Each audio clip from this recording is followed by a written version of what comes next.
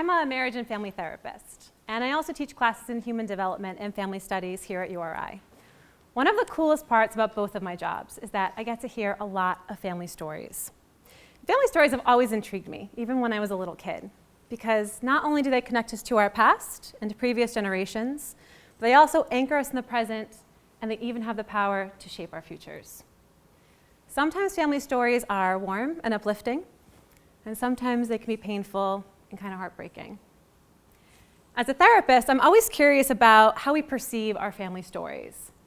Because if we perceive our family stories to be painful or shameful or something to be avoided altogether, then it's a burden that we can take with us our whole lives. It can even affect our current relationships. I was teaching this very concept to a group of my students a couple of years ago, and to illustrate my point, I shared one of my own family stories. And when I finished, my students were like, "Liz, you have to do a TED Talk about this," which I was like, no, I don't. But of course, you know the way it works. A couple of weeks ago, one of my students from that very class emailed me, and she said, "TEDx is coming, and I really think you should do it." And I felt so honored that she even remembered me at all, that I thought, well, maybe this is a little bit valuable, because we can all learn lessons from family stories, even when they aren't our own. So here goes. My family story begins in 1981, when my parents met at a country line dancing competition. Check out these really awesome outfits, you guys. My mom swears this was in style. I don't believe her at all. They had both been married and divorced and had kids of their own, but they very quickly fell in love. My father proposed to my mother on that exact dance floor where they met. They got married, they had me, and they created one big, giant, complicated, but pretty happy blended family. When I was 2 years old, my father was diagnosed with an aggressive form of cancer, and it very quickly took his life. So he was gone before I really got the chance to know him. And as I was growing up, I was always so curious about him. I naturally wanted to hear stories, and so my family gave me stories. They told me stories about how he was a war hero, and how he was a police officer and a pillar of our community. They told me how he valued education. He went back to school as a much older adult learner, which I always think is like the coolest thing. And he even built our house with his own 2 hands. And like, who does that, you know? But my favorite stories were always about his personality. They told me about how he was really funny. He used to play pranks on us. How he was really warm and loving and kind. And how he was able to kind of, when he walked into a room, he was able to make everybody in that room feel at ease and comfortable. So my father became this like giant of a man in my mind, somebody that I wanted to be just like. It was total hero worship.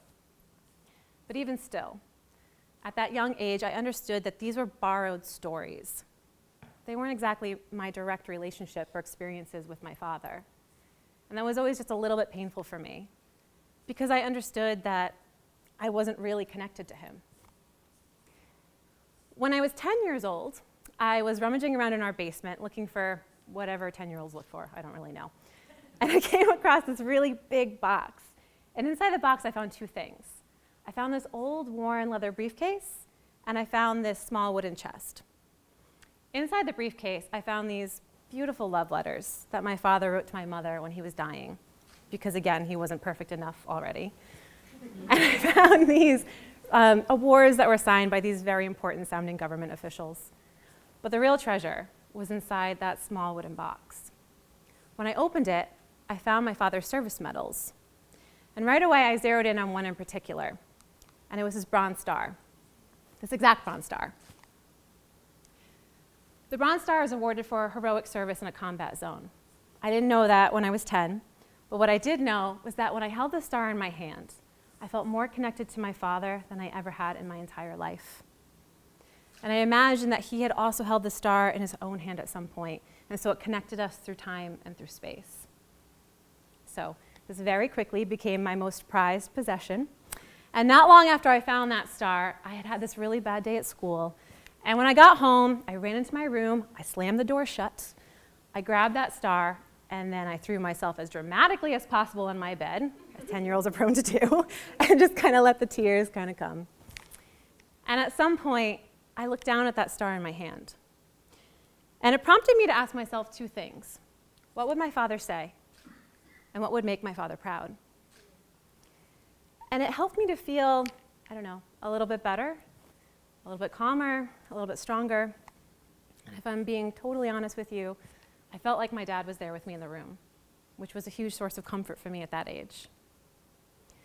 So this process repeated itself like a million times as I was growing up, especially as an angsty teen in the 90s, blasting my Alanis Morissette. I had Alanis, I had that star, and so they both had my back. It was great. But that star was there for me for everything. It was there for me when I went through really dramatic breakups with boyfriends, and it was there for me when I got into fights with friends or family. It came with me to college and job interviews, grad school and more job interviews. It was always there for me when I needed a little bit more strength and comfort. When I finished grad school, I had wanted nothing more than to get a place of my own. I lived with college roommates forever. You guys know how that goes, right? Eventually, you just kind of want to do the thing on your own. So I got myself an apartment in the city, and I shared it only with my dog, Sierra, who's still alive and enjoying her old age today. And when I got the apartment, I got to decorate it the way I wanted to, which was awesome. So I had this big bookcase, and on the bookcase, I had a shelf. On that shelf, I put my father's pictures and his awards and his service medals. And it just served as this very warm focal point in my home. I totally loved living there. Flash forward just a little bit. It was Memorial Day weekend of 2011. And I had been out with some friends celebrating, and it was getting a little bit late, so I decided to pack it up and head home. And when I got home, I walked through the back door of my apartment. And right away, I knew that there was something wrong. And it was that my dog Sierra hadn't come to greet me at the back door, which was weird. So I got worried, and I thought, maybe she's sick, or maybe she got stuck in a room somewhere. So I started to look for her, and I walked into the apartment. And I got about halfway in, and I started to notice that the place was a mess. And my husband will tell you, I am not the neatest person in the world. He says I have a tendency to hoard our closets with clothes and shoes and knickknacks. I say that's what closets are for, but he doesn't believe me. But this looked like a closet had been dumped on my living room floor. There were clothes everywhere, papers, furniture was askew. And I stood there looking at it for a second, kind of puzzled, thinking like, did my dog do this? That's impressive. I don't know how she did that. Until I realized that I had been robbed. And then the hair on the back of my neck just stood up because I knew I wasn't alone in that apartment. And I wasn't. But thankfully, almost immediately after I had that thought, I heard the front door slam shut. And I realized whoever had just been in there with me had just left. But I still stood there for a moment totally frozen, because that's what you do when you're in this traumatic, scary situation, right? So I stood there until I heard the sound off to my right. And I looked down, and it was Sierra. And she was underneath the table, and she was shaking. She was really scared. And that kind of knocked me out of it. So I knelt down, I scooped her up with one arm, and I pulled my cell phone out of my back pocket, and I called the police. When I hung up with the police, I was still kneeling on the floor, and I happened to be in front of my bookcase. And I can remember vividly looking up, and my heart just collapsed, and my stomach kind of dropped. Because all of my father's service medals, including the Bronze Star, were gone. They were stolen. In the days that followed, I searched pawn shops and Craigslist ads to no avail. And I started to understand that I was probably never going to see that Bronze Star again. And I was truly, truly devastated by that. I understood that that star was so much of my development. It was the only connection I had to my father. So I was completely heartbroken. One night, I found myself sitting in my bed, tears in my eyes, not very much unlike I had done all those years ago as a little kid, except this time, I didn't have the Bronze Star in my hand. But even still, some of those familiar thoughts began to creep in. Thoughts like, what would my father say? And what would make my father proud? Which led me to thinking a little bit more critically about the star. What did it really mean? What did it really represent? And I came up with these two overarching and kind of overlapping categories.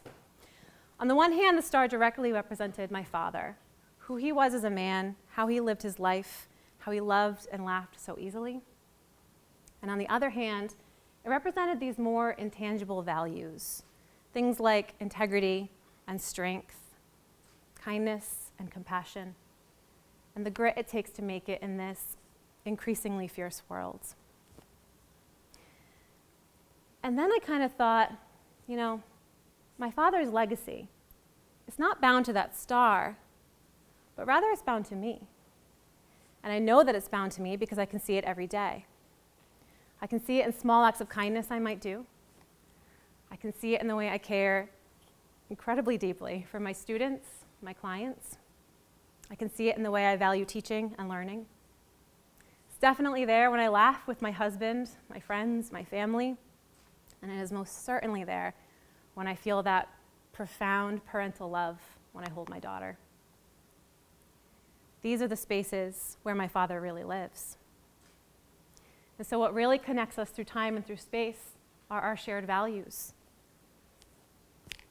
The way we want to make the world a little bit better of a place. So, I found myself feeling surprisingly detached from the star because I realized that I didn't need it in my possession to be my father's daughter. And what an amazing gift that is, to feel that kind of connection because of that profound loss. So, as I stand here, I ask all of you to consider your own family stories, especially the ones that are painful or maybe that you've been avoiding. And you need to shift your perspective of those family stories to see yourself as someone who has survived and thrived no matter what this life has thrown at you. The narrative theorists Michael White and David Epstein said that through the art of storytelling, we can create new meaning in our lives. And I couldn't agree more with that.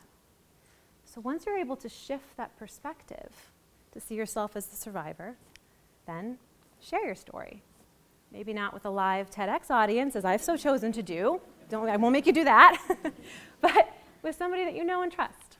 Maybe a friend, a family member, a therapist, your dog, I don't care, whoever, really. But this time, recast yourself as the hero of your own story.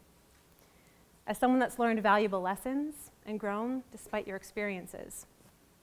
Because if you're able to do that, you're going to live a much healthier and happier life with a much, much brighter future ahead.